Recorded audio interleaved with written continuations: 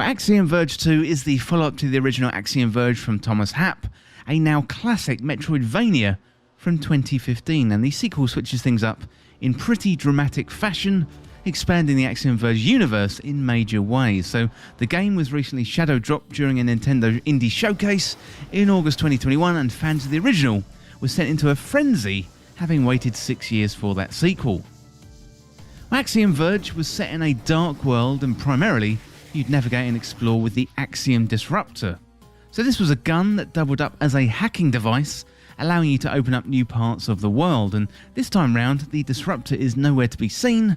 However, it's been replaced with a suite of tools that are definitely no less fun to use.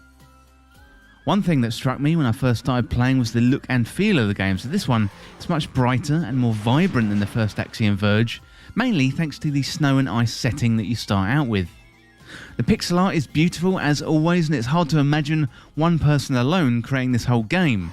And although Axiom Verge 2 is quite different in terms of gameplay and look, the game manages to retain the feel of a game in the Axiom Verge universe. So in regards to the story, you're a human who's been teleported to an alien world, and when you first arrive you notice the killer drones flying about the place, and you meet an NPC, as well as read notes that describe a massive war between two civilizations.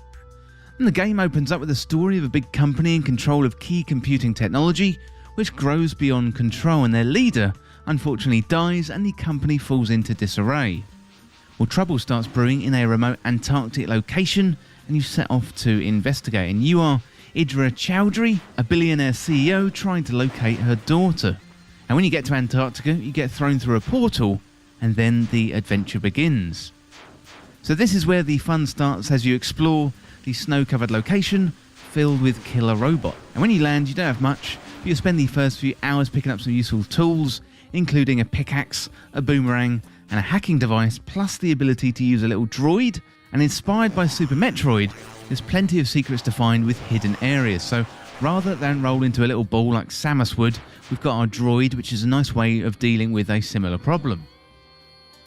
Well, at its core, Axiom Verge 2 is a 2D Metroidvania with platforming, exploring and combat. However, the combat is very different to the original Axiom Verge.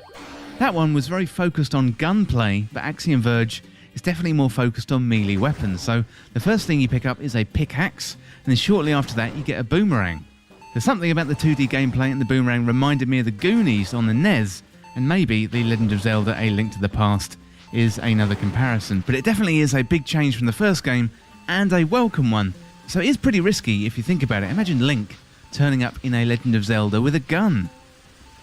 Well, the combat is really challenging too. So 1 minute you're going to be fighting little flying drones, and you'll turn a corner and a huge, massive mini-boss or boss is going to be waiting there for you. So the detail is incredible on these bosses in terms of the pixel art, animation, and the mechanics are really good fun as well. And you're going to be using a combination of attacks, whether it be up close and personal with a pickaxe, or slightly at range with the boomerang. Well, the exploration in Axiom Verge 2 is excellent, and perhaps the star of the show. So there's distinct biomes, plus a series of bosses and mini-bosses, and each area is unique in terms of the game world you are inhabiting. So one excellent feature of the game is the parallel world that you can hop into. This isn't a new concept, it's very successfully done in A Link to the Past, but in Axiom Verge it's executed very, very well. So the worlds are distinct, and they're rich, brimming with detail, and they're separate play spaces rather than simple reskins. So this parallel world is known as the Breach, and you spend much of your time exploring as your little drone, which is an ability that you pick up not too far into the game. So the Breach offers up a very smart way to solve puzzles, working in tandem with your robotic drone. Exploration is great when you can freely navigate around. However, there are moments where what to do next isn't the most obvious thing, and the game can feel like it's fighting against you. But don't give in, as progression itself is very rewarding, as are the ability upgrades when you finally do burst through that barrier. Now, it's definitely worth shouting out the graphics and the audio in this game. The pixel art is absolutely beautiful. It's retro in look and feel by nature, but it is similar to Narita Boy, where it's like HD pixel art. So this is definitely more than a NES or a SNES could do. Looks really, really crisp and really, really good. You certainly wouldn't find this on a NES back in the day. And the music as well, that is absolutely wonderful. It reminded me of 80s sci-fi, much like the original Total Recall and other movies of that era. Well, in summary, Axiom Verge 2 is a fantastic Metroidvania. It's really interesting to see a sequel released which is so different from its predecessor. I can't really remember another franchise where this has happened, especially given the success of the original Axiom Verge. The sequel certainly has been worth the wait, and I'd recommend jumping in and checking it out. Well, the developer was Thomas Happ Games and published by Thomas Happ Games 2. It's available on PC, PlayStation and Nintendo Switch, and was originally released on the 11th of August 2021. Well, that is it for my review of Axiom Verge 2, and let me know what you think about it. Let me know through Patreon, but also down there in the comments as well. Really love to hear what you think of the game. Well, that is it for my review of Axiom Verge 2, and as always, thank you so much for watching. Hit that subscribe button down below and subscribe to This Week in Video Games. If you want to join the community, check out the Discord link in the description, or you can follow me on Twitter at TWIFG Podcast.